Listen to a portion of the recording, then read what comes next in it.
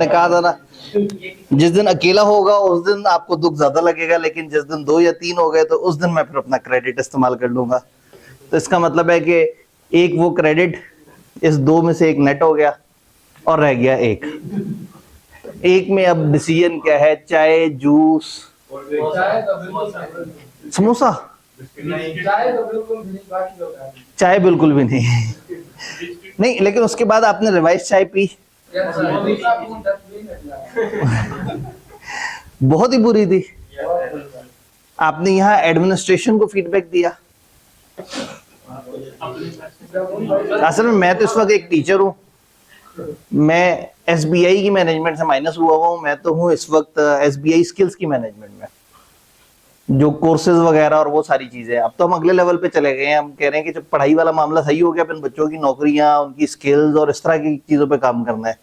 तो बहरहाल अगर मैं इधर हूं भी तो भी जो एडमिनिस्ट्रेशन डिपार्टमेंट है, एडमिन, यहाँ पे आप लेफ्ट पे गली में एंटर होते ही लेफ्ट पे कोऑर्डिनेशन वाले बैठे हुए हैं, उन्हीं के साथ एक एडमिन डिपार्टमेंट वाले भी बैठे हुए हैं। तो उनको आपने जाके बताना है कि जी कैंटीन के तो कोई हालात नहीं है, चाय जो है ना वो बहुत ही फारिग है। तो फीडबैक देंगे तो बात बनेगी ना। अगर आप खुद ही से जज्बाती होते रहेंगे, आपस में बैठ के एक दूसरे से डिस्कस करेंगे तो इदारे को तो नहीं पता लगेगा। और टीचर को बता देंगे तो टीचर तो बेचारा शाम रात तक जब फारिग होगा क्लासों से, तब तक एडमिन वाले जा चुके होंगे। तो सही जगह फीडबैक दें। बहरहाल मैंने 2-3 दफा आपका फीडबैक पहुंचाया और उसके बाद एक और क्लास में रिवाइज चाय का तजर्बा किया और उन्होंने कहा सही है। लेकिन अब पता नहीं आप लोगों का तजर्बा कैसा रहा है, या आप डर जरा ज्यादा गए हैं। तो इसलिए अब चूंकि आप अपने खर्चे से अगर तजर्बा करेंगे और वो खराब निकला तो आपका दिल खराब होगा। तो अगर मैं अपने पैसों से तजर्बा करूं, नहीं सर, रहने दीजिए, ये हम पे तजर्बा ना करें, ठीक है। और आज इत्तेफाकन अवाम भी थोड़ी ज्यादा ही नजर आ रही है। नॉर्मली गायब भी हुए होते हैं, कैमरे के पीछे होते हैं। ठीक है, तो फिर अब चाय नहीं तो जूस, गले की जिम्मेदारी अपनी अपनी।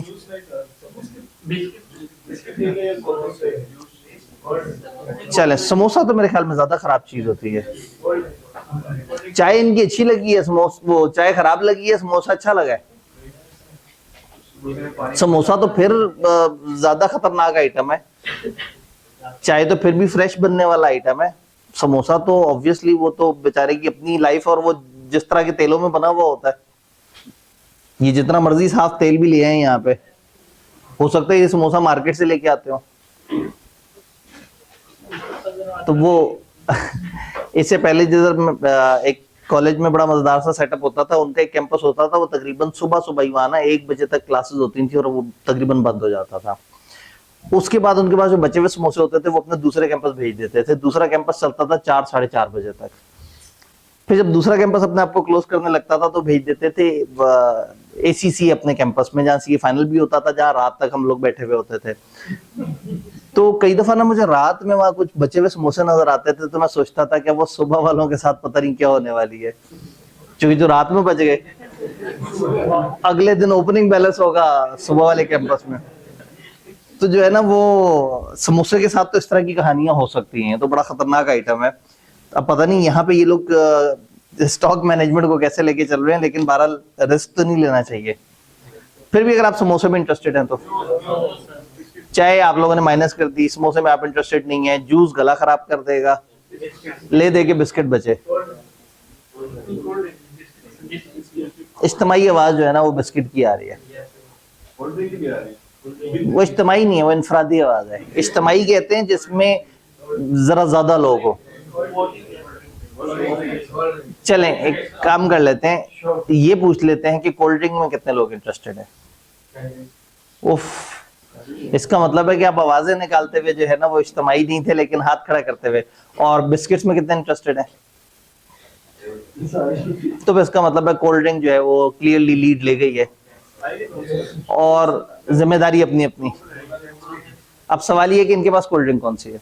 Cola next. और उस पे सारे मुतमईन है, इत्तेफाक रखते हैं। इनके पास गर्म होगी, इस वक्त रूम टेम्परेचर वाली चाहिए, ठंडी तो नहीं ना चाहिए, पक्की बात है। उन्होंने कहा कोल्ड ड्रिंक तो होती कोल्ड है। जिम्मेदारी अपनी अपनी, ये जानते हुए कि आप गलत कह रहे हैं। ठीक है, आधी ठंडी आधी गर्म कर लेते हैं और उठाते वक्त जो है ना वो देख लिया जाए। अब पता नहीं ये लोग बोतल सर्व किस तरह से करते हैं, शीशे की है प्लास्टिक की है? प्लास्टिक की है। ओ भाई, कल सस्टेनेबिलिटी के ऊपर हमारा लेक्चर होना है, खुदा का खौफ करें, हमारे अपने कॉलेज में सस्टेनेबिलिटी की धज्जियां उड़ रही हैं। शुक्र मैं इंतजामिया में नहीं हूँ। रिसाइकल आप हॉस्टल ले जाएंगे, वहां पे उसमें पानी भर भर के पिया करेंगे। चलें, ये तो बड़ा जो है ना गलत हो गया। इंतजामिया में से माइनस ना हुए होते हम तो जो है ना वो, क्योंकि इंतजामिया में ऐड होने की ना दिक्कतें थोड़ी जरा ज्यादा है, तो बेहतर ये है कि बंदा साइड पे होके वो अगले स्टेप को देखे। ठीक है जी, फिर जितने बच्चे हैं उनसे कहेंगे आधी ठंडी और आधी गर्म, और अब ये किस्मत के ऊपर है, एंड तक पहुंचेगी तो आखिरी वाले बच्चों को शायद अपनी चॉइस ना मिल सके। क्या वो भाई के खर्चे से क्या चीज सबको है? अच्छा, ये भाई जो है वो अपने खर्चे सबको तुमको वो करना चाह रहे हैं। देखो ना, टीए भाई तो क्लास की इज्तिमाई चीज के लिए वो कहेंगे ना, लेकिन अगर इंफरादी तौर पे कोई कुछ करना चाहता है तो वो जल्दी से जाके भाग के ऊपर से ले आए, या क्लास को खिला दे तो वो इज्तिमाई हो जाएगा। ठीक है,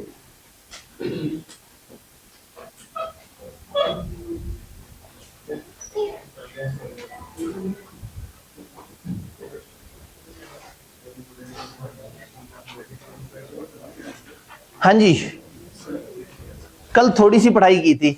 जो लोग टेस्ट देने नहीं आए उन्होंने सोचा कि टेस्ट मिस होगा, लेकिन कल का मैंने फायदा उठा के ना एश्योरेंस को 2 हिस्सों में मैंने तोड़ना था। एक ये था कि एक दिन हमारी बेसिक डिस्कशन हो जाए और एक दिन एडवांस डिस्कशन।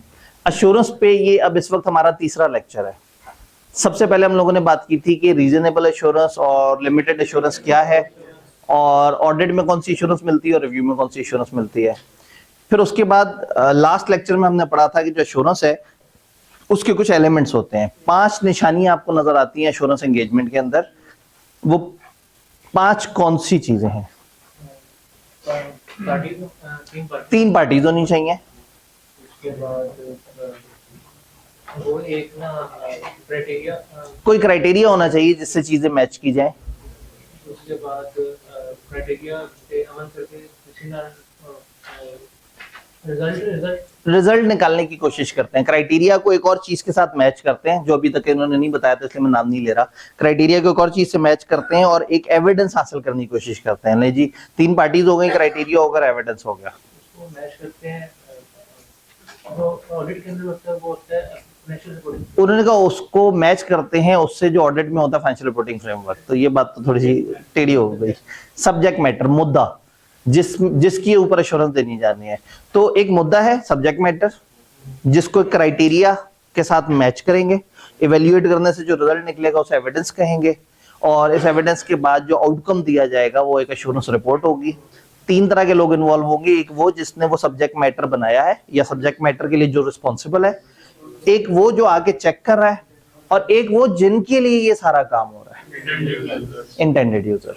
फिर अगर कल याद करें तो हमने कुछ एग्जांपल्स देखी थी। कोविड के एसओपी और कॉलेज को जब गवर्नमेंट ने कहा तो उसमें कॉलेजेस का कोविड के बाद दोबारा खुलना सब्जेक्ट मैटर था, क्राइटेरिया था कोविड के एसओपीज, और एविडेंस था वो जो बंदे ने आके देखा था कि कितने फासले पे सैनिटाइजर रखे हुए हैं, कितने कितने फासले पे कतार बन रही है, ये क्या मामला है, कुर्सियों पे क्रॉस लगा हुआ है या नहीं लगा हुआ, वो क्राइटेरिया था। उसने क्राइटेरिया को मैच किया था सब्जेक्ट मैटर के साथ और एक रिजल्ट तक पहुंचा था, एविडेंस हासिल किया था कि इतनी जगह फॉलो हो रहा है इतनी जगह नहीं, और एंड पे उसने एक रिपोर्ट बना के गवर्नमेंट को दे दी जो उसकी रिपोर्ट थी। फिर इसमें एक स्लैंग एग्जांपल भी हम लेके आए थे मैकेनिक वाली, कि जिसमें मैं वो रिस्पॉन्सिबल पर्सन था जिसने गाड़ी खराब की हुई थी या जिसकी गाड़ी के ऊपर भरोसा नहीं था। घर वाले वो इंटेंडेड यूजर्स थे जिनको उस गाड़ी पे भरोसा नहीं था और वो चाहते थे कि कोई एक्सपर्ट वो भरोसा दे दे। मैकेनिक वो एक्सपर्ट था, वो प्रैक्टिशनर था। तो ये 3 तरह के लोग थे, मैंने जिसने गाड़ी खराब की, या जो गाड़ी को ठीक रखने के लिए रिस्पॉन्सिबल था, वो घर वाले जिनको उस गाड़ी से फायदा होना था, और वो मैकेनिक जिसने उस गाड़ी को चेक करना था। गाड़ी बन गई सब्जेक्ट मैटर। अब सब्जेक्ट मैटर गाड़ी नहीं है, गाड़ी का मरी जाने की कैपेसिटी या गाड़ी का पहाड़ियों पे सफर करने की कैपेसिटी, ये बन गया था सब्जेक्ट मैटर। क्राइटेरिया क्या था? वो जो उस मैकेनिक ने कुछ रूल सेट किए हुए थे कि जी पहाड़ पे गाड़ी अगर जानी है तो इंजन ऑयल इतना फलाना इतना फलाना इतना होना चाहिए, और देन उसने गाड़ी के अंदर मुख्तलिफ तरह की इवेंट्स करके, मुख्तलिफ तारे निकाल के, मुख्तलिफ चीजों को हाथ से चेक करके, मुख्तलिफ पुर्जों को निकाल के रिप्लेस करके ये जो हरकतें कर रहा था, ये एविडेंस जनरेट कर रहा था। और उसके बाद उसने एक रिपोर्ट दी थी, याद है? उसने बोनट पे जो है ना हाथ मार के कहा था बाबूजी गड्डी ले जाओ। तो जाहिर है उसकी रिपोर्ट ऐसी होनी थी, लेकिन प्रोफेशनल दुनिया में वो रिपोर्ट हमें बकायदा फॉर्मल तरीके से कागज में लिखी नजर आती है, और तकरीबन उसके कंटेंट वही होते हैं जो ऑडिट वाले। इन्होंने ना ऑडिट पे बहुत काम किया, और अच्छा खासा काम करने के बाद जब इन्होंने सोचा कि अब हम रिव्यू के स्टैंडर्ड बनाएं, और जब सोचा एश्योरेंस के स्टैंडर्ड बनाएं, तो ये क्या करते थे, ऑडिट वाले स्टैंडर्ड को कॉपी पेस्ट करते थे और अल्फाज बदल देते थे। क्योंकि तकरीबन जब ऑडिट में भी जांच पड़ताल होनी है और एश्योरेंस में भी जांच पड़ताल होनी है, ऑडिट में भी अकाउंट चेक होने हैं, एश्योरेंस में भी कोई चीज चेक होनी है, ऑडिट में भी मैच करना है किसी से और एश्योरेंस में भी मैच करना है, तो मोर और लेस वही सारी बातें हैं, सिर्फ आपने अल्फाज ग्लोबल कर देने हैं। ऑडिट रिपोर्ट के बजाय रिपोर्ट बोल देना है, ऑडिट एविडेंस के बजाय एविडेंस बोल देना है, ऑडिटर के बजाय प्रैक्टिशनर बोल देना है। तो ये इन्होंने दुनिया को पागल बनाया हुआ है। तो इसलिए जिसको ऑडिट की समझ आ जाए उसके बाद रिव्यू और एश्योरेंस को देखें तो वो तकरीबन रेप्लिका होता है। अभी तक हमने जो पढ़ा है कुछ चीजें ऐसी हैं जो हमारी पुरानी कॉपी पेस्ट हो रही थी। आपको याद होगा रिव्यू के स्टैंडर्ड में तो नया था ही कुछ नहीं। इसी तरह से हम इस वक्त तो पढ़ रहे हैं, लेकिन जब आप सिलेबस खत्म करने के बाद आके ये एश्योरेंस के कंपोनेंट्स और इन चीजों को देखेंगे तो आपको लगेगा कि सिर्फ ये पुरानी ही चीजों की टांग खींची हुई है, पुरानी चीजों को फैलाया हुआ है। तो हम लोगों ने फिर एलिमेंट्स पढ़े थे। अब एलिमेंट्स क्लियर है? ये जो हमारे 5 एलिमेंट्स हैं ये क्लियर है? कोई कंफ्यूजन पिछले लेक्चर में? ये 5 एलिमेंट्स की बेस पे हमने कल कुछ फेजेस पढ़े थे। तकरीबन इसी तरह के फेज ऑडिट के भी होते हैं। सबसे पहले एक्सेप्टेंस, फिर प्लानिंग, फिर एग्जीक्यूशन, फिर वैल्यूएशन, कंक्लूजन और रिपोर्टिंग। एक्सेप्टेंस में हमारे 210 टाइप की प्रोसीजर कि एक्सेप्ट करने से पहले देखो आप कर सकते हो नहीं कर सकते, ये वाला काम आपको आता है या नहीं आता। प्लानिंग में आपने स्ट्रेटेजी बनानी है, प्लान बनाना है, जो हम लोग चैप्टर 3 में पढ़ेंगे ऑडिट में कि ये किस तरह से होगा। आप रिस्क देखेंगे और सोचेंगे कि मैंने कितने कितने रिसोर्सेज यहाँ लगाने हैं। फिर आप एविडेंस हासिल करने के लिए प्रोसीजर लगाना शुरू कर देंगे, जिसको हम सब्सटैंटिव प्रोसीजर कहते हैं, जो हमारे चैप्टर 3 से लेके 10 तक वो हैं। फिर वैल्यूएशन और कंक्लूजन, वो जो आखिरी 14-15 चैप्टर के जो कहानियां थी उस तरह की कहानियां इसमें भी होंगी, और अल्टीमेटली आप एक प्यारी सी रिपोर्ट दे देंगे। यहाँ पे भी एश्योरेंस रिपोर्ट भी उसी तरह से खराब भी होती है, साफ भी होती है। इसमें भी वही स्कोप लिमिटेशन वाले मसले हैं। सब कुछ ऑडिट जैसा है, लेकिन सिर्फ फर्क ये है कि ऑडिट में एक मुद्दा डिफाइंड है।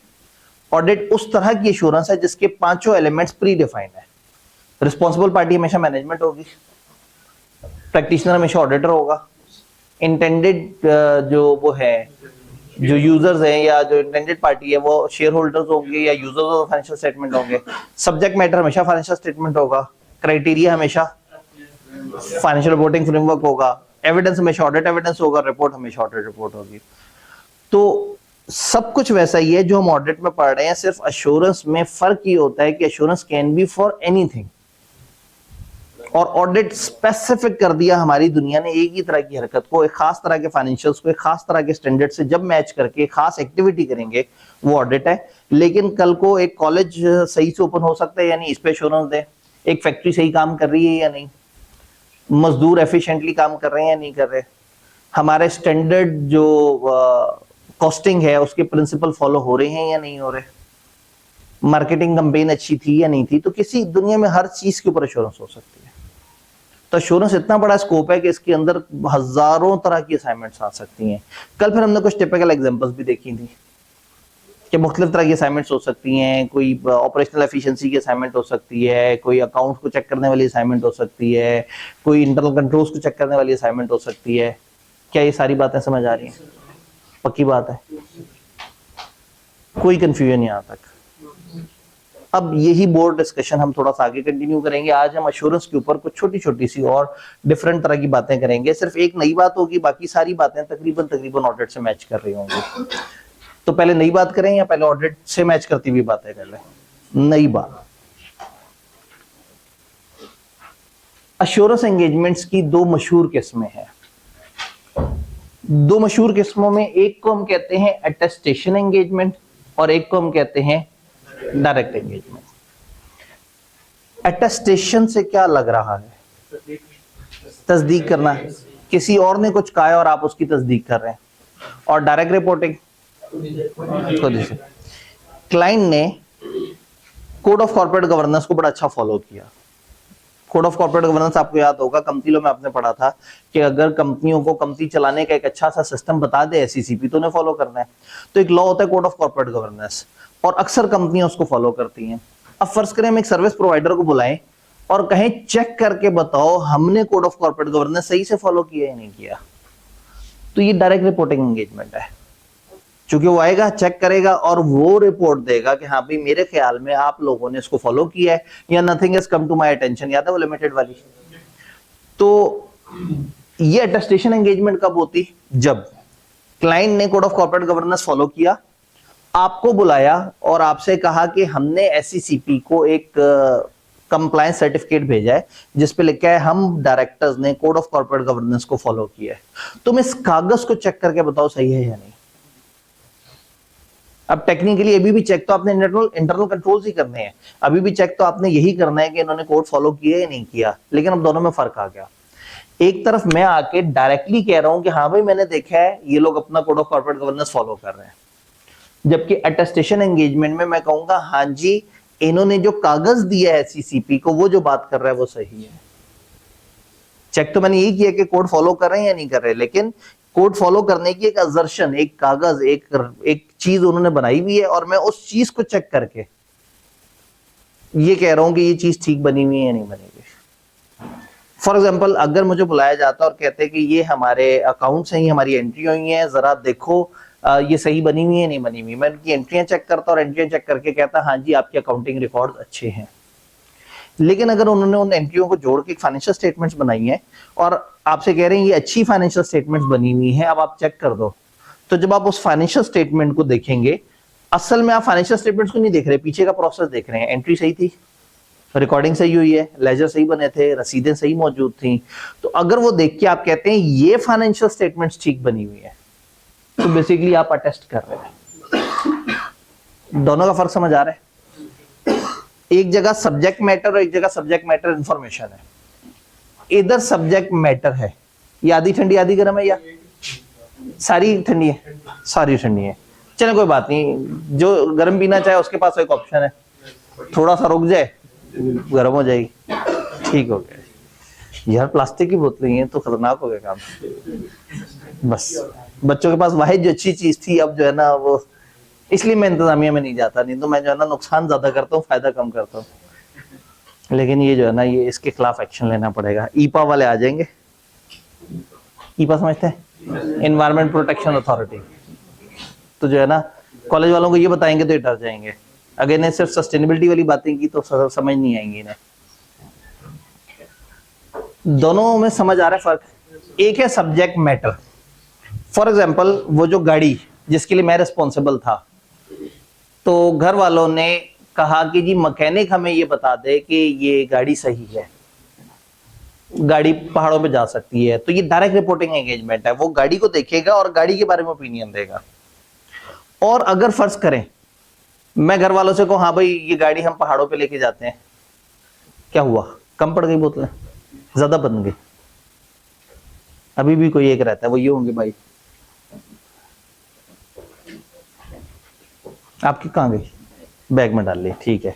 वो कागजों के करीब होगी तो कागज गीले हो जाएंगे, ठीक हो गया सही। तो अगर मैं घर वालों से कहूं जी ये गाड़ी तो जा सकती है पहाड़ों पे, वो कहें जी हमें तुम पे भरोसा नहीं है, रिटर्न रिप्रेजेंटेशन दो, मैं का मसला ही नहीं, कागज निकाला लिख के दे दिया ये गाड़ी पहाड़ों पे जाने की बिल्कुल काबिल है, मैं कहूँ हूं आराम है, लिख के दे दिया उन्हें कि इस कागज को मैकेनिक से साइन करवा लाओ। अब यही चीज क्या बन गई? अटेस्टेशन।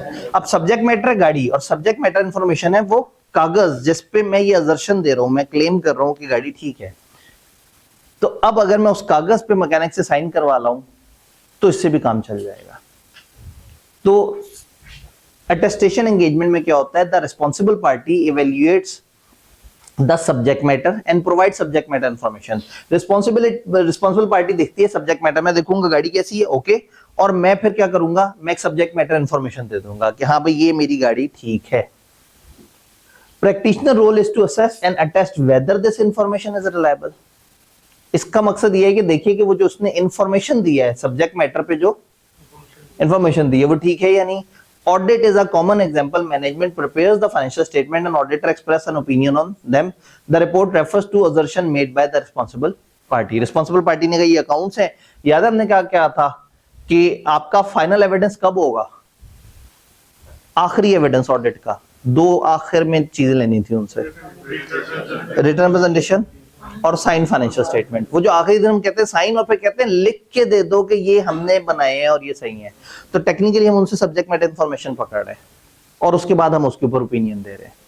तो ऑडिट पढ़ते हुए हमने डिफरेंस नहीं देखा था, क्योंकि हम तो ऑडिट में एक ही तरह का काम कर रहे होते हैं. लेकिन अब जब हम बड़ा वर्ड एश्योरेंस पढ़ रहे हैं तो एश्योरेंस में हमें समझ आ गया है कि ये एक अटेस्टेशन एंगेजमेंट होती है. ये समझ आ रही है. दूसरी कौन सी होती है? Direct engagement. Here the practitioner directly evaluate the subject matter without a prior assertion from. वो डायरेक्टली सब्जेक्ट मैटर पे काम करता है. They both measure and report the outcome, यानी कि effectiveness, for example, effectiveness and internal control. The report includes the subject matter information and the conclusion.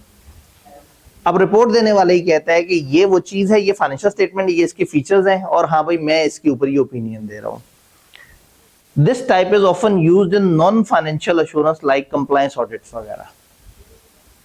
तो कुछ जगह पे आपको अगर खासतौर पे उन्होंने कहा है कि हमारे कंट्रोल्स चेक कर दें या कुछ और इस तरह से करें, तो हो सकता है आप जाके डायरेक्टली कंट्रोल्स चेक करके उनको ओपिनियन दे रहे हैं और रादर देन कि आप कहें अच्छा पहले लिख के दे दो तुम्हारे कंट्रोल्स अच्छे हैं और फिर उनके लिखे हुए के ऊपर हम अपना काम कर रहे हैं. क्या दोनों असाइनमेंट्स में फर्क समझ आ रहा है? बिल्कुल लेवल 1 पे आई कि अपने हमारे ये ऐड किया है, इतना कि बस आपको बेसिक लेवल पे थोड़ा सा अंडरस्टैंडिंग हो कि ये क्या है और किस तरह से है.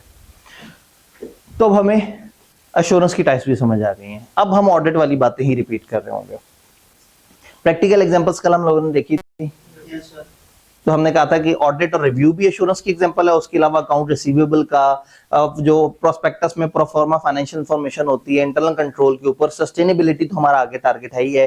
फिर ग्रांट्स टर्म याद है, वो जो गवर्नमेंट ग्रांट दे रही है और ग्रांट दे रही है एक इदारे को इस वजह से ग्रांट दे रही है कि वो कुछ काम कर रहा है. तो एक एश्योरेंस वाला आके चेक करे वो काम सही हो रहा है या नहीं हो रहा और गवर्नमेंट को तसल्ली हो जाए कि ग्रांट सही जगह जा रही है. फिर एनवायरनमेंट की कंप्लायंस सही हो रही है नहीं है, कंपनी की रिस्क मैनेजमेंट कैसी, ऑपरेशनल एफिशिएंसी, कल इनके ऊपर हमने थोड़ी सी बात की थी. अब कहानी को थोड़ा सा आगे बढ़ाते हैं. Non assurance engagements. जब हमें एश्योरेंस समझ आ जाता है तो अब नॉन एश्योरेंस भी समझ आ जाएगा. सब्जेक्ट मैटर किसी और ने बनाया और मैंने चेक करके का बड़ा अच्छा बना हुआ है, ये है एश्योरेंस. और अगर सब्जेक्ट मैटर मैंने ही बनाया तो नॉन एश्योरेंस है. भाई हम अकाउंटेंट तो हैं ही, तो जरूरी थोड़ी हम हमेशा जाके ऑडिट करें, हम हमेशा किसी और अकाउंटेंट का काम चेक करें. हो सकता है मेरी फर्म को हायर इसलिए करें कि हमें फाइनेंशियल स्टेटमेंट्स बना दो.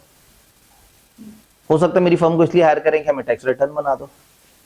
हो सकता है वो कहें हमारी इन चीजों की वैल्यूएशन कर दो. हो सकता है मैं कहीं आप अकाउंटेंट, आप बड़े सियाने लोग हैं, हमने अकाउंट्स डिपार्टमेंट में 3 लोग हायर करने, आप आके इंटरव्यू कंडक्ट करके हम अच्छे बंदे हायर कर दें. हंड्रेड्स ऑफ सर्विसेज हैं जो हम क्लाइंट को प्रोवाइड कर सकते हैं. तो टेक्निकली मैं क्लाइंट को जितनी भी सर्विस प्रोवाइड कर रहा हूं मैं उनकी 2 कैटेगरीज बनाऊंगा, या एश्योरेंस या नॉन एश्योरेंस. एश्योरेंस में मैं जब पहुंचूंगा तो वो कहेंगे ये है मैनेजमेंट, ये इसने काम किया है, आओ तुम इसे चेक करो और बताओ उसने अपना काम सही किया या नहीं किया. तो एश्योरेंस इस किसी और के बनाए हुए सब्जेक्ट मैटर को चेक करके किसी और को ओपिनियन देना कि उसने सही काम किया या नहीं. और नॉन एश्योरेंस में हम खुद सब्जेक्ट मैटर बना रहे होते हैं. याद करें related services. Related services assurance नहीं थी, कंपाइलेशन थी कि क्लाइंट हमें कहता है ये चीजें जोड़ दो, कंसोलिडेट कर दो, अकाउंट्स बना दो, या उसके अंदर एग्रीड अपॉन प्रोसीजर थे, फरमाइशी प्रोग्राम, वो कहते हैं इस चीज पे काम कर दो, इस चीज पे काम कर दो. तो यहाँ किताब हमें थोड़ा सा आइडिया देना चाह रही है नॉन एश्योरेंस एंगेजमेंट्स के बारे में. While assurance engagements aim to provide a conclusion that enhance the confidence of users, many other services provided by accountant include compilation, valuation and recruitment services. उनका जहां एश्योरेंस तसल्ली दे रहा है वहां ऑडिटर कुछ और तरह की हरकतें भी करता पाया जाता है. These services do not meet the criteria for assurance की 5 निशानियां इस पे पूरी नहीं हो पाती. तो ISB फ्रेमवर्क के मुताबिक and are often classified as advisory, consulting और related services. क्लाइंट को ERP इंस्टॉल करके दे दिया, क्लाइंट के डेटर्स टैली कर दिए, तो ये सारे वो काम है जिसमें आप उनके किए हुए काम को एवेल्युएट करके नहीं बता रहे कि सही है या गलत है, आप उन्हें काम करके दे रहे हैं. तीन एग्जांपल्स जो ज्यादा दी जाती हैं वो ये है preparing accounting records in financial statement, valuation services और recruitment services. Preparing accounting records वगैरह का क्या मतलब है, क्लाइंट आपको बेसिक डाटा दे और कहे आज जी आप हमें अकाउंट्स बना दो और हमसे इतने पैसे ले लो, ये हमारी 5 ब्रांचेस हैं, सर हमें कंसोलिडेटेड फाइनेंशियल स्टेटमेंट्स बना दो। तो दिस कैन हैपन कि आपकी फर्म अकाउंटिंग सर्विसेज देने के लिए जाए, ना कि ऑडिट सर्विसेज। तो चूंकि ये भी एक सर्विस है और इसमें हम किसी और के काम को एश्योर नहीं कर रहे बल्कि हम काम करके दे रहे हैं, तो इसको हम नॉन एश्योरेंस असाइनमेंट कहेंगे। तो एक एग्जांपल इसकी बड़ी मशहूर है, प्रिपेयरिंग अकाउंटिंग रिकॉर्ड। अंदर जो बात लिखी है बस एक दफा सरसरी सा पढ़ लीजिएगा, आपको बस बेसिक आइडिया होना चाहिए। वैल्यूएशन सर्विसेज, क्लाइंट कहता है हमारे नेट एसेट्स की हमें सही वैल्यू निकाल दो। अब उनके नेट एसेट्स बने हुए तो बुक वैल्यू पे हैं, लेकिन अब हम क्या करेंगे, हम उनकी मार्केट वैल्यू का पता कराएंगे, हम उसको जरा ज्यादा बेहतर तरीके से चेक करेंगे। तो सम टाइम हमें वैल्यूएशन सर्विसेज के लिए बुलाया जाता है, और सम टाइम रिक्रूटमेंट सर्विसेज। दो तरह का हम इसमें काम कर सकते हैं। एक काम ये है कि क्लाइंट कहे कि जी मुझे इस पोजीशन पे 15 अकाउंटेंट चाहिए, आप लोग आए हमें इंटरव्यू कर दें और अच्छे बंदे चूज कर दें, 1000 हमारे पास वो आए हुए हैं एप्लीकेंट्स। तो आपने टाइम निकाला, वहां बैठे, आपने उनको देखा, असेस किया, एक रिपोर्ट बना के दी और कहा कि अपेरेंटली हमें ये बेहतर लग रहा है डिसीजन आपका। तो एक तरीका ये है। दूसरा तरीका, क्लाइंट आपसे कहता है जी हमारे पास अकाउंट्स डिपार्टमेंट में 6 महीने के लिए बंदे शॉर्ट हैं, हम 6 महीने के लिए नए बंदे रखेंगे तो आगे हमें सारी जिंदगी उन्हें साथ लेके चलना पड़ेगा, आप हमें कुछ अरसे के लिए स्टाफ देते हैं। तो हम अपने टीम में से कुछ लोगों को क्लाइंट पे भेज देंगे और वो 5-6 महीने वहां काम करेंगे और 5-6 महीने बाद वो वापस आ जाएंगे। जब वो वहां काम करेंगे तो वो उनकी टीम मेंबर बन के काम करेंगे। इसको कॉन्वेंट कहते हैं हम, जिसमें हम क्लाइंट पे अपने बंदे भेज देते हैं। और इसका किसी टाइम पे मैंने आपको असल वर्जन भी बताया हुआ था, ठीक है। तो ये बच्चे किराए पे चला दिए जाते हैं और जो है वो लोग बच्चों का किराया दे देते हैं और फिर वो बच्चों से जो है जो भी एक्टिविटीज करवा रहे होते हैं वो पैसे पूरे कर लेते हैं। ये थ्रेट क्रिएट कर देगा, बिल्कुल क्रिएट कर देगा अगर आप उसी कंपनी को ऑडिट करने पहुंच गए। तो इसका मतलब है अगर कभी पेपर में ऐसी सिचुएशन नजर आए कि आपके कुछ लोगों ने वहां पे रिक्रूटमेंट सर्विसेज दी थी या आपके कुछ लोगों ने वहां पे स्टाफ वहां पे अपॉइंट हुआ था, तो कल को जब हम वहां जाएंगे तो फैमिलियरिटी थ्रेट बहुत ज्यादा आ जाएगा। मजे की बात है, रिक्रूटमेंट सर्विसेज में अगर हमने उनके अकाउंट्स डिपार्टमेंट के बंदे हायर करके दिए, कल को उनके काम को बुरा कहते हुए अजीब सा नहीं लगेगा, एडवोकेसी हो जाएगी। आप उनको एडवोकेट करेंगे जो आपने अपॉइंट किए थे, हालांकि काम खराब होगा। अगर आप कहेंगे क्या फजूल लोग हैं, तो कहेंगे जी आपने तो अपॉइंट किया था। तो इस तरह की सिचुएशंस क्रिएट हो सकती हैं। तो क्या ये नॉन अश्योरेंस वाली बात समझ आई? पक्की बात है। अब जो अगला यूनिट है अश्योरेंस का, वो अश्योरेंस पे जनरल बातें कर रहा है और बीच में उसके अंदर कुछ टेक्निक्स का जिक्र कर रहा है जो ऑटोमेटेड टेक्निक्स हैं, आज के दौर की एआई यूज करते हुए टेक्निक्स। डाटा एनालिटिक्स और एआई और डाटा को इस दफा उन्होंने सिलेबस में डाला है, 2 जगह पे डाला है। एक हम लोग जब टेस्ट ऑफ कंट्रोल्स पढ़ रहे होंगे तब वो बताएंगे कि आप ऑटोमेटेड कंट्रोल्स को या ऑटोमेटेड टेस्ट को किस तरह से यूज कर सकते हैं, और उसी का रेप्लिका यहाँ पे भी मौजूद है। तो हम इस यूनिट की डिस्कशन करते हुए ये जो एटीटी टेक्निक्स हैं और जो यहाँ पे चीजें आ रही हैं, हम इनको यूज नहीं कर रहे, हम कुछ पोर्शन इसका होल्ड कर रहे हैं थोड़ा सा आगे के लिए। यानी वो पोर्शन शुरू होगा automated tools and techniques ATT 136 page के हाफ के करीब, यहां से लेके अगले पेज पे टेबल खत्म होने तक। ये कुछ ऑटोमेटेड टेक्निक्स का इन्होंने जिक्र किया और हम इससे काफी कॉम्प्रिहेंसिव लेवल पे पीछे चैप्टर 6-7 वगैरह में वो टेक्निक्स पढ़ेंगे, और जब इधर आएंगे तो फिर ये तकरीबन उसी का कॉपी पेस्ट वर्जन बन जाएगा। डन। तो बस ये आपने इतना सा पोर्शन सोचना है कि हमने नहीं देखना, हम जेनेरिक डिस्कशन करते हैं।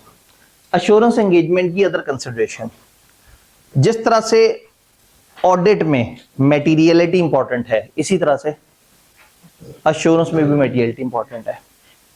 याद करें phases: planning, risk assessment, evaluation, reporting, different और तरह की चीजें। मटेरियल में स्टेटमेंट तब होगी जब सब्जेक्ट मैटर इंफॉर्मेशन डेविएट करेगा एप्लीकेबल क्राइटेरिया से इतना ज्यादा कि यूजर्स के डिसीजन मुतासिर हो जाए। कितने ध्यान से उन्होंने बात की। अगर ऑडिट होता तो हम कहते हैं मटेरियलिटी कहते हैं उस अमाउंट की में स्टेटमेंट को, उतने रुपए की में स्टेटमेंट को जिससे यूजर के इकोनॉमिक डिसीजन मुतासिर हो जाए। अब इन्हें पता है कि एश्योरेंस में हो सकता है ये रुपए की बात हो रही हो और हो सकता है रुपए की बात ना हो रही हो। फॉर एग्जाम्पल गाड़ी की क्लच प्लेट खराब है और इसका मतलब है गाड़ी में मटेरियल में स्टेटमेंट है। और अगर वो कहते हैं, टेक्नीशियन कहते हैं कि नहीं जी गाड़ी ठीक है, तो इसका मतलब है कि मटेरियल में स्टेटमेंट होने के बावजूद उसने गलत रिपोर्ट दे दी। तो मटेरियल में स्टेटमेंट अकाउंट्स की दुनिया में तो रुपए पैसे होते हैं, लेकिन अदर देन अकाउंट्स की दुनिया में उतनी बड़ी चीज को कहेंगे जिसके होने ना होने से यूजर्स के डिसीजंस अफेक्ट हो जाएं। मिस स्टेटमेंट एरर या फ्रॉड से हो सकती है, वो क्वांटिटेटिव भी हो सकता है। तो प्लानिंग के वक्त भी आप मेटीरियलिटी थ्रेशोल्ड ध्यान में रखेंगे। जब भी एक एश्योरेंस असाइनमेंट को प्लान करेंगे तो देखेंगे कि उसकी मेटीरियलिटी कितनी है, उसके मुताबिक उसकी प्लानिंग करेंगे। Then risk assessment. Risk assessment में भी जब हम देखते हैं मुख्तलिफ इनहेरेंट और कंट्रोल रिस्क होते हैं, चैप्टर 3 में जाके पढ़ेंगे, तो वहां पे भी आप देखते हैं कि कौन कौन से एरिया में ज्यादा खतरा है। फॉर एग्जाम्पल, बोनट खोलने से पहले उस मैकेनिक को पता होगा कि कौन कौन सी जगह ज्यादा खतरा है। टिपिकली वो गाड़ियां जो 2 साल से मैकेनिक के पास नहीं गई होती, जब मैकेनिक के पास जाती हैं तो उसको पहले से ही अंदाजा होता है कि कौन सा एरिया ज्यादा रिस्की है। उसे पता होगा कि इंजन ऑयल के अंदर मसला चल रहा होगा, ब्रेक ऑयल का तो उस बंदे को पता ही नहीं होगा कि वो क्या चीज होती है, तो वो लाजमी चेक कर लूं, और क्लच प्लेटों का मसला होगा और फलाना मसला होगा। तो होता ये कि एश्योरेंस वाले भी उसी तरह से रिस्क बेस्ड करते हैं, जिस तरह से ऑडिट में, याद है हमने रिपोर्ट में पढ़ा था कि हम पहले रिस्क असेस करते हैं कि कौन सी एरिया खतरनाक है, फिर उन एरियाज पे ज्यादा एफर्ट करते हैं। तो अगेन यहाँ पे भी उसी तरह से हो रहा होगा। फिर डिटेक्शन और एवेल्यूएशन के वक्त भी जो मटेरियल चीज है उसके ऊपर आप ज्यादा काम करेंगे, और जो कम मटेरियल है उस पर कम काम करेंगे। फॉर एग्जाम्पल, आपकी जो बैटरी है, बैटरी के टर्मिनल के ऊपर थोड़ी सी मट्टी पड़ी हुई है, तो उसने आपको दिखा दिया कि यार ये थोड़ी सी मट्टी है, इसे साफ कर लेना तो अच्छा है, बगैर इसके भी चल जाएगा, लेकिन साफ हुई भी हो तो थोड़ा अच्छी बात है।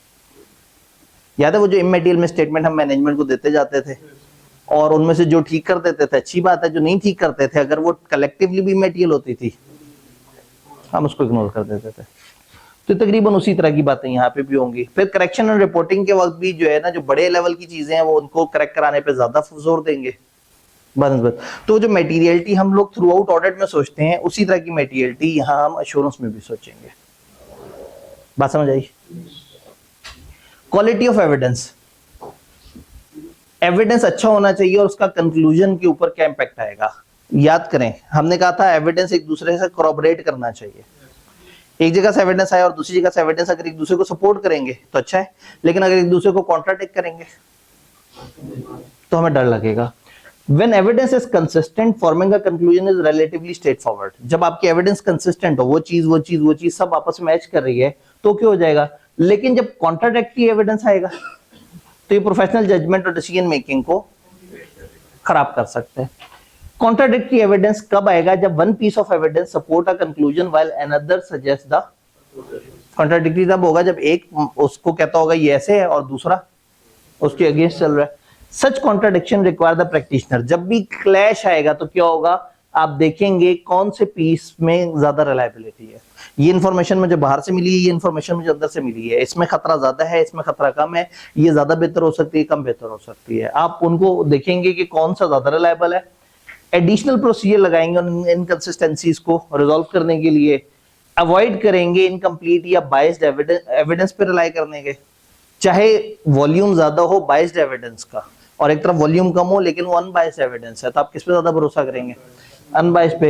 Adjust the risk assessment strategy और conclusion if the contradiction can not be resolve. Client के बैंक का लेजर और जो बैंक स्टेटमेंट आई है बैंक की तरफ से, दोनों में क्लैश आ गया। अब ज्यादा मजबूत कौन सी होनी चाहिए? बैंक, क्योंकि बैंक वालों को बेईमानी करने से कोई फायदा नहीं है, वो तो अपने हजारों यूजर्स के लिए उस तरह की स्टेटमेंट्स बना रहे हैं। तो वो बाहर वाली स्टेटमेंट पे मैं ज्यादा रिलाई करूंगा और फिर इनको कहूंगा नहीं आप अपने पास देखें, हो सकता है मसला हो। बहुत थोड़े चांस ये भी हैं कि बैंक से गलती हो गई हो, लेकिन ज्यादातर चांस क्या होगा, इनसे गलती हुई है। पहले मैं कोशिश करूंगा, वो कहेंगे गलती नहीं है, ये अनक्लियर चेक है, 30 जून पे हमने डाल दिया था, पहुंचा ही नहीं अभी तक, तो हमारे पास डेबिट हुआ हुआ है, बैंक के पास क्रेडिट नहीं हुआ हुआ। तो जो भी आपके पास इनकंसिस्टेंसी आएगी आप उस पर प्रोसीजर लगाएंगे ताकि आप उसको रिजॉल्व करें।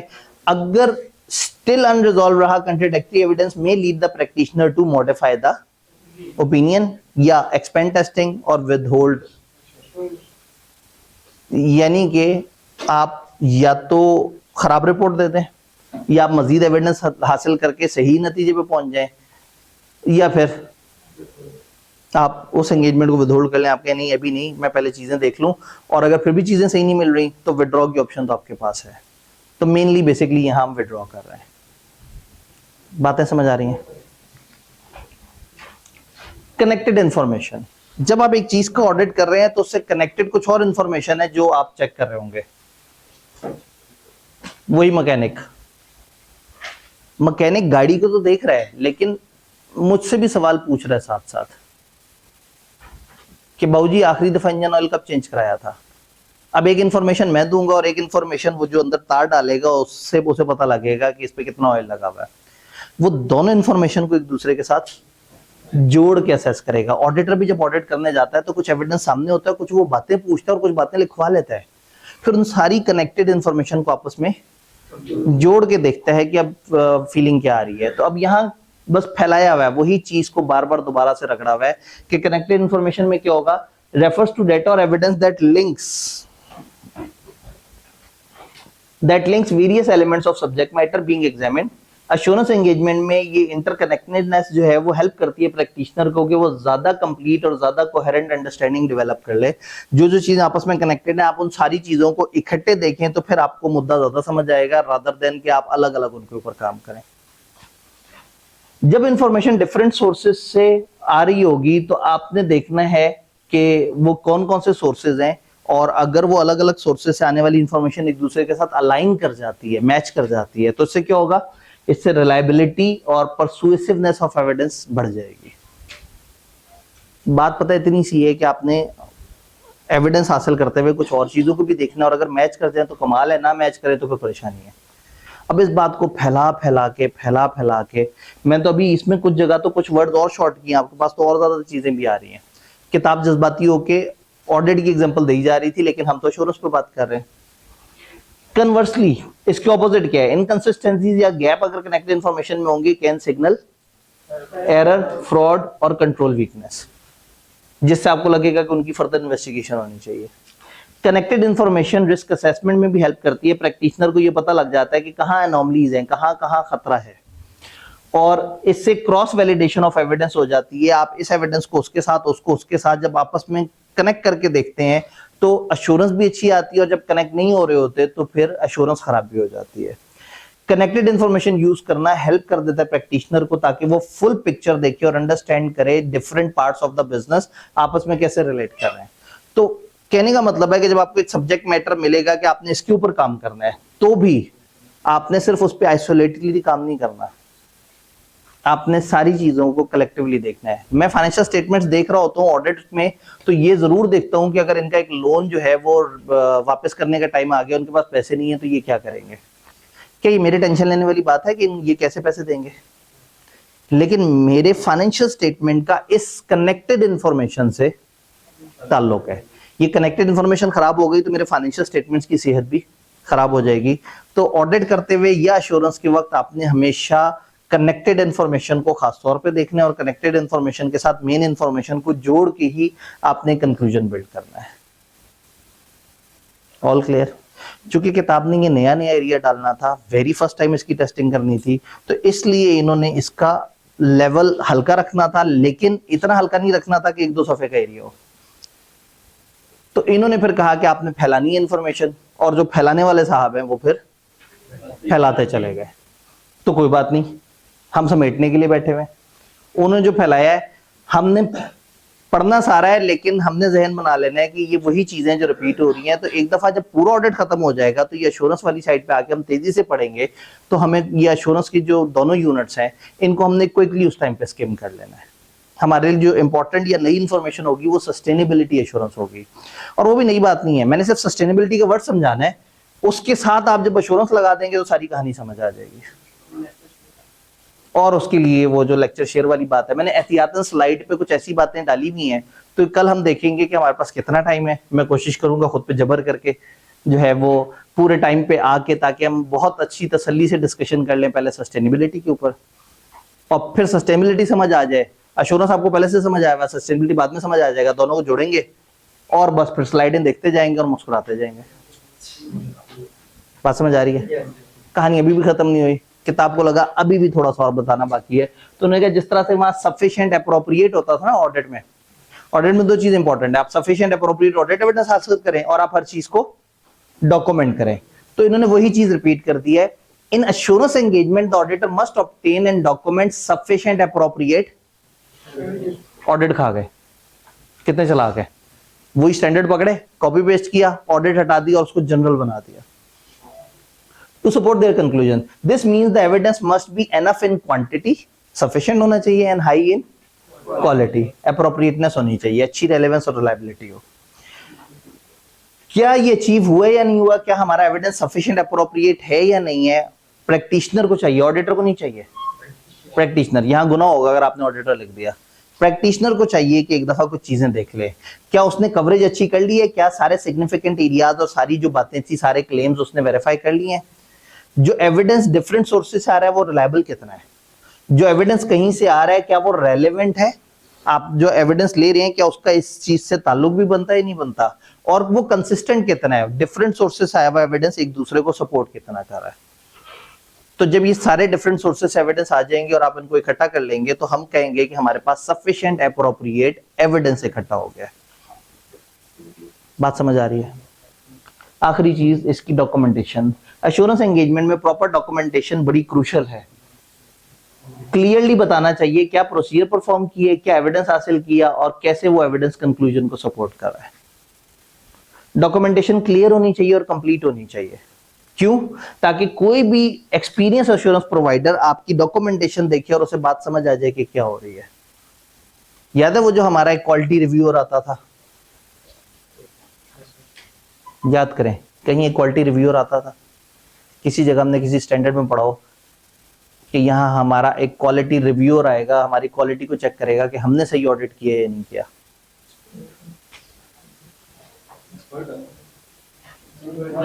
हाँ जी, एक जगह पे हमने कहा था कि एंगेजमेंट पार्टनर ये इंश्योर करे कि रिव्यूअर आ चुका है या नहीं आया। चैप्टर 2 पहली जगह तो हम सही पहुंचे। उस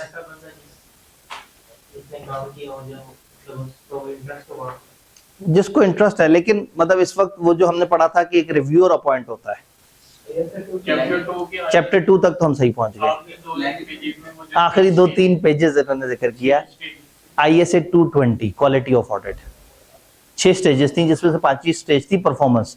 और परफॉर्मेंस में हमने कहा था कि अगर हमारा ये क्लाइंट एलिजिबल है क्वालिटी रिव्यू के लिए तो फिर ये इंश्योर करें कि क्वालिटी रिव्यूअर भाई साहब आए या नहीं आए और उन्होंने काम सही से किया या नहीं किया। ये उन दिनों की बात है जब क्लास में अचानक से बच्चे गायब हो गए थे। कोई ऐसा दिन था कि हम बड़े जोश में पढ़ने लगे थे और बच्चे बड़े थोड़े से थे उस दिन। और क्या हुआ था? हाँ बिल्कुल, एंड के करीब रिजल्ट का ऐलान हो गया था उसमें। ठीक ठीक ठीक, सर उसामा ने आके कह दिया था कि बच्चों अय्याशी करो, चिल करो, रिजल्ट आ गया आप लोगों का। ठीक है जी, मुद्दा मुकाते हैं। एक एक्सपीरियंस एश्योरेंस प्रैक्टिशनर जो अंडरस्टैंड कर सके उसकी nature, timing and extent of procedure और एविडेंस कैसा है। अगर डॉक्यूमेंटेशन लैकिंग है या अनक्लियर है तो ऐसा लगेगा कि आपकी जो कंक्लूजन है वो वेल सपोर्टेड नहीं है। कल को अदालत में मुद्दा चला गया और आपसे पूछा कि जी आप एविडेंस तक कैसे पहुंचे थे और आपके पास कोई उसकी वर्किंग ही नहीं होगी तो आप बहुत शर्मिंदा हो जाएंगे और वहां पर आप सही से बात नहीं कर सकेंगे। Therefore thorough document is just as important as obtaining the evidence. जैसे एविडेंस हासिल करना जरूरी है वैसे ही एक अच्छी डॉक्यूमेंटेशन करना जरूरी है। तो दैट वाज ऑल एश्योरेंस, जिसमें सिर्फ 2 नई बातें, एक वो 5 एलिमेंट्स और एक अटेस्टेशन और डायरेक्ट रिपोर्टिंग। बाकी उन्होंने ऑडिट वाली चीजों को खींच के धक्के से यहाँ पे भी सारा फिट किया हुआ है। ठीक, कल का लेक्चर बिल्कुल भी मिस नहीं, कल का बड़ा अहम लेक्चर है क्योंकि उसमें हम सस्टेनेबिलिटी को देखेंगे और सस्टेनेबिलिटी के साथ हम ऑडिटर्स का क्या ताल्लुक है उसको देखेंगे। वो देखने में थोड़ा ज्यादा है लेकिन अगर एक दफा हमें समझ आ जाए तो चीजें उसी तरह से कॉपी पेस्ट हुई हैं जैसे इस तरह से पहले थी। डन। तो कल मिलते हैं और इस चैप्टर पे एक आखिरी हमला करते हैं।